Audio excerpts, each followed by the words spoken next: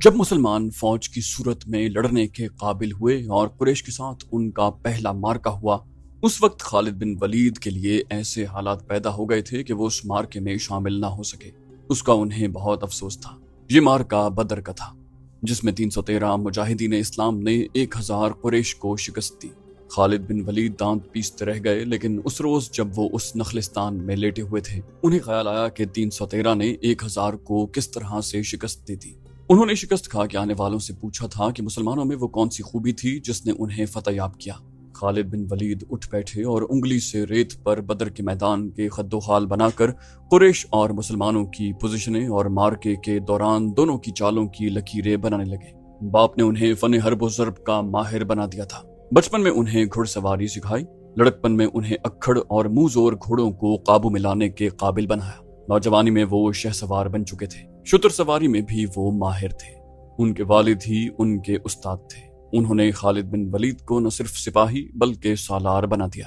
خالد بن ولید کو جنگ و جدل اتنی اچھی لگی کہ وہ لڑنے اور لڑانے کے طریقوں پر غور کرنے لگے اور جوانی میں فوج کی قیادت کے قابل ہو گئے۔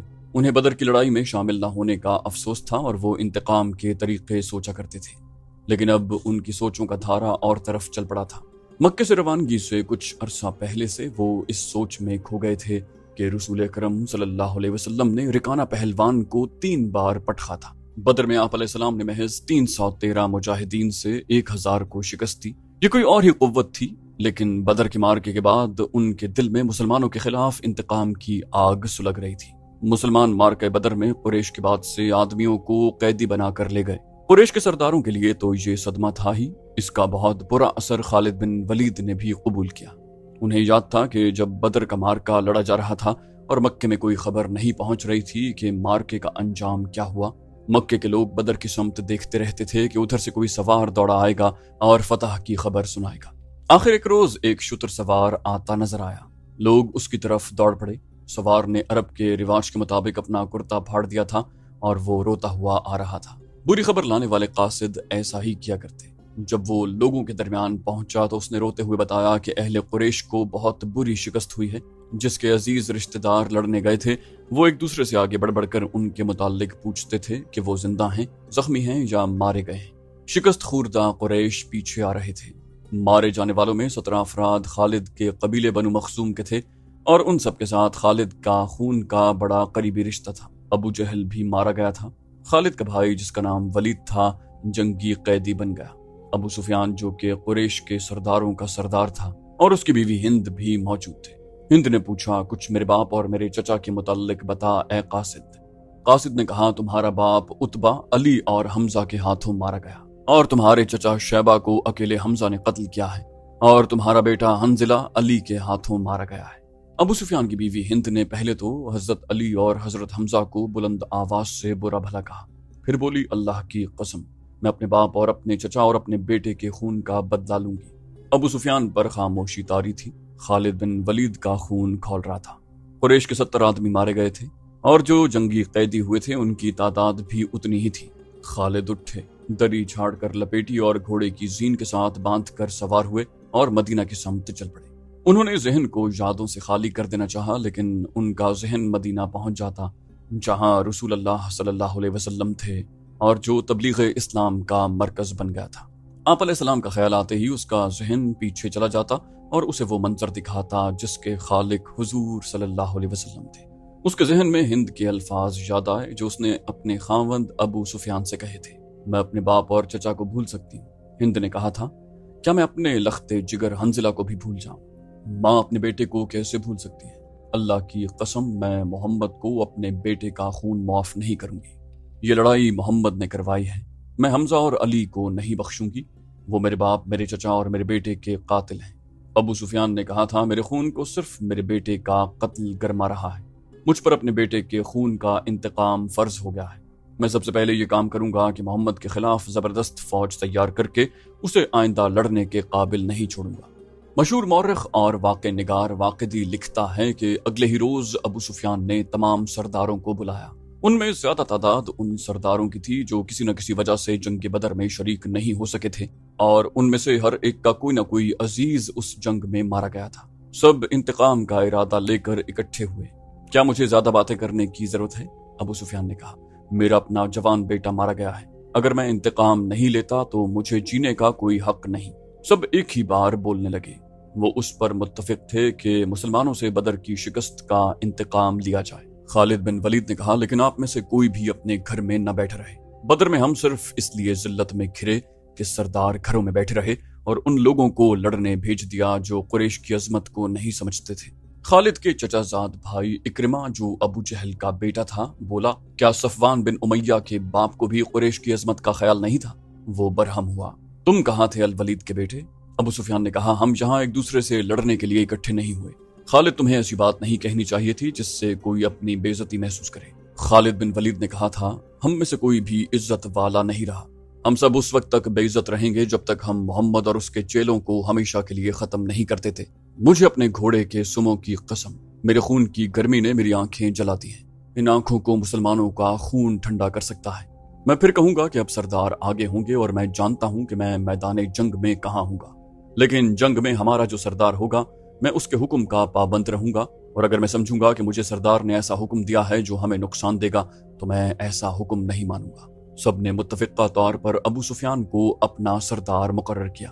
उससे एक रोज पहले अहले मक्का का एक काफिला फलस्तीन से मक्का वापस आया था। ये तिजारती काफिला था। मक्का के बाशिंदे, खुसूसन कुरैश के हर खानदान ने उस तिजारत में हिस्सा डाला था। उस काफिले में कमोबेश 1000 ऊंट थे और जो माल गया था उसकी मालियत 50,000 दिनार थी।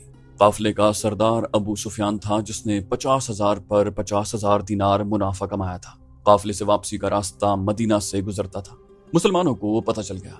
उन्होंने पूरे काफिले को गिरफ्तार करने का इरादा किया और एक मकाम पर काफिले को घेरे में ले लिया। लेकिन वो जमीन ऐसी थी कि अबू सुफियान ने एक एक आदमी और एक एक ऊंट को जमीन के ऊंचे नीचे खद्दोखाल से फायदा उठाते हुए घेरे से निकाल दिया। खालिद बिन वलीद का घोड़ा खिरामा खिरामा मदीना की तरफ चला जा रहा था, मगर खालिद का जहन पीछे को सफर कर रहा था। उन्हें उस वक्त का जब कुरैश इंतकाम की स्कीम बनाने के लिए इकट्ठे हुए थे, एक एक लफ्ज जो किसी ने कहा था सुनाई दे रहा था। अबू सुफियान ने कहा था, अगर तुमने मुझे अपनी सरदारी दी है तो मेरे हर फैसले की पाबंदी तुम पर लाजिम है। सबसे पहले खालिद बिन वलीद ने कहा, मेरा पहला फैसला यह है कि मैंने अभी 50,000 दिनार मुनाफा सब में तकसीम नहीं किया। वो मैं तकसीम नहीं करूंगा। ये मुसलमानों के खिलाफ फैसला कुन जंग में इस्तेमाल होगा। सबसे पहले खालिद बिन वलीद ने कहा, मुझे और मेरे खानदान को ये फैसला मंजूर है। फिर मंजूर है ऐसा ही करो की आवाजें उठी। अबू सुफियान ने फिर कहा, मेरा दूसरा हुक्म यह है, जंग बदर में हमारे जो आदमी मारे गए हैं उनके लवाहिकीन आहोजारी कर रहे हैं। मैंने मर्दों को धाड़े मारते और औरतों को बैन करते सुना है। अल्लाह की कसम, जब आंसू बह जाते हैं तो इंतकाम की आग सर्द हो जाती है। आज से बदर के मकतूलीन पर कोई नहीं रोएगा। और मेरा तीसरा हुक्म यह है कि मुसलमानों ने बदर की लड़ाई में हमारे जिन आदमियों को कैद किया है, उनकी रिहाई के लिए कोई कोशिश नहीं की जाएगी। तुम जानते हो कि मुसलमानों ने कैदियों की रिहाई के लिए उनके दर्जे मुकर्रर कर दिए हैं और उनका फिदिया 1000 से 40 दिरहम मुकर्रर किया है। हम मुसलमानों को 1 दिरहम भी नहीं देंगे। ये रकम हमारे ही खिलाफ इस्तेमाल होगी। खालिद बिन वलीद को घोड़े की पीठ पर बैठे और मदीना की तरफ जाते हुए जब वो लम्हे याद आ रहे थे तो उनकी मुट्ठियां बंद हो गईं। गुस्से की लहर उनके सारे वजूद में भर गई। वो वक्त बहुत पीछे रह गया था, लेकिन अब भी उनके अंदर गुस्सा बेदार हो गया था। उन्हें गुस्सा इस बात पर आया कि इजलास में तय था कि मुसलमानों के पास मक्का का कोई आदमी अपने कैदी को छुड़ाने मदीना नहीं जाएगा, लेकिन एक आदमी चोरी छुपे मदीना चला जाता और अपने अजीज रिश्तेदार को रिहा करवा लाता।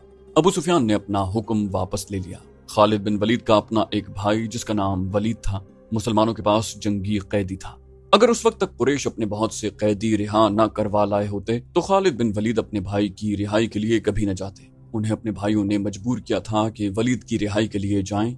उन्हें याद आ रहा था कि वो अपने वक़ार को ठेस पहुंचाने पर आमादा नहीं थे, लेकिन उन्हें एक ख्याल आया था। वो ये था कि रसूल करीम सल्लल्लाहु अलैहि वसल्लम भी उसी के कबीले के थे और आप अलैहिस्सलाम के पैरोकार यानी जो मुसलमान हो गए थे वो भी कुरैश और अहले मक्का से थे। वो आसमान से तो नहीं उतरे थे। वो इतने जर्री और दलेर तो नहीं थे कि 313 की तादाद में 1000 को शिकस्त दे सकते। अब उनमें कैसी कुव्वत आ गई है कि वो हमें नीचा दिखाकर हमारे आदमियों की कीमतें मुकर्रर कर रहे हैं। खालिद बिन वलीद ने सोचा, उन्हें एक नजर देखूंगा, मोहम्मद सल्लल्लाहु अलैहि वसल्लम को गौर से देखूंगा। और वो अपने भाई हिशाम को साथ लेकर मदीना चले गए। उन्होंने अपने साथ 4000 दिरहम बांध लिए थे। انہیں معلوم تھا کہ بنو مخزوم کے سردار الولید کے بیٹے کا فدیہ 4000 درہم سے کم نہیں ہوگا، اور ایسا ہی ہوا۔ اس نے مسلمانوں کے ہاں جا کر اپنے بھائی کا نام لیا تو ایک مسلمان نے، جو قیدیوں کی رہائی اور فدیے کی وصولی پر مامور تھا، کہا کہ 4000 درہم ادا کرو۔ خالد کے بھائی ہشام نے کہا، ہم فدیے میں کچھ رعایت چاہتے ہیں، تم لوگ آخر ہم میں سے ہو، کچھ پرانے رشتوں کا خیال کرو۔ مسلمانوں نے کہا، اب ہم تم میں سے نہیں ہیں، ہم اللہ کے رسول صلی اللہ علیہ وسلم کے حکم کے پابند ہیں۔ ہشام نے پوچھا، کیا ہم تمہارے رسول اللہ سے بات کر سکتے ہیں؟ خالد بن ولید نے گرج کر کہا، ہشام، میں اپنے بھائی کو اپنے وقار پر قربان کر چکا تھا، مگر تم مجھے ساتھ لے آئے، یہ جتنا مانگتے ہیں اتنا ہی دے دو، میں محمد کے سامنے جا کر رحم کی بھیک نہیں مانگوں گا۔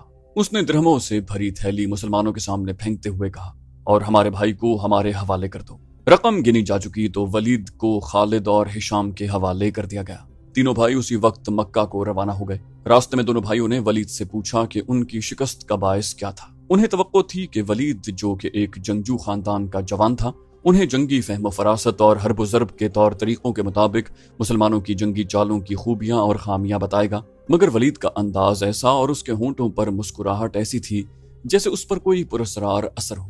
خالد بن ولید نے اس سے پوچھا، ولید، کچھ تو بتاؤ، ہمیں اپنی شکست کا انتقام لینا ہے۔ قریش کے تمام سردار اگلی جنگ میں شامل ہو رہے ہیں، ہم ارد گرد کے قبائل کو بھی ساتھ ملا رہے ہیں، اور وہ مکے میں جمع ہونا شروع بھی ہو گئے ہیں۔ ولید نے کہا، سارے عرب کو اکٹھا کر لو خالد، تم مسلمانوں کو شکست نہیں دے سکو گے۔ میں نہیں بتا سکتا کہ محمد صلی اللہ علیہ وسلم کے ہاتھ میں کوئی جادو ہے، یا ان کا نیا عقیدہ سچا، یا کیا بات ہے کہ میں نے ان کا قیدی ہوتے ہوئے بھی انہیں ناپسند نہیں کیا۔ ہشام نے کہا، پھر تم اپنے قبیلے کے غدار ہو یا تم پر ان کا کوئی جادو اثر کر گیا ہے۔ وہ یہودی پیشوا ٹھیک کہتا تھا کہ محمد کے پاس کوئی نیا عقیدہ ہے اور نیا مذہب نہیں، اس کے ہاتھ میں کوئی جادو آ گیا ہے۔ خالد بن ولید نے کہا، جادو ہی تھا، ورنہ بدر میں قریش شکست کھانے والے نہیں تھے۔ ولید جیسے ان کی باتیں سن ہی نہیں رہا تھا، اس کے ہونٹوں پر تبسم تھا اور وہ مڑ مڑ کر مدینہ کی طرف دیکھتا تھا۔ مدینے سے کچھ دور ذی الحلیفہ نام کی ایک جگہ ہوا کرتی تھی۔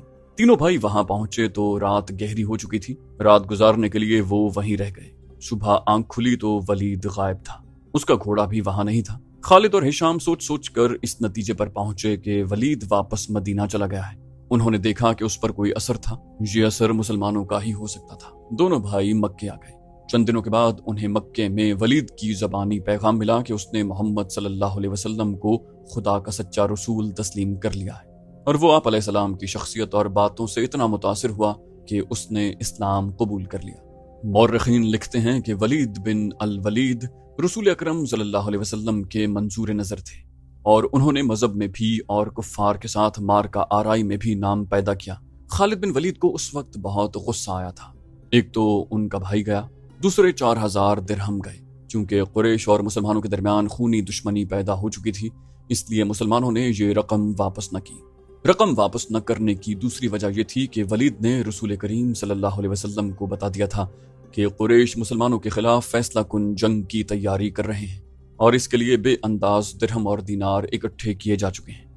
خالد بن ولید مدینہ کی طرف چلے جا رہے تھے۔ انہیں افق سے ایک کوہان سی ابھری ہوئی نظر آنے لگی۔ خالد بن ولید جانتے تھے کہ یہ کیا ہے۔ یہ احد کی پہاڑی تھی جو مدینے سے 4 میل شمال میں ہے۔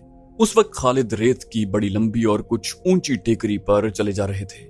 خالد کے ہونٹوں سے سرگوشی نکلی، احد، اور انہیں اپنی للکار سنائی دی، میں ابو سلیمان ہوں۔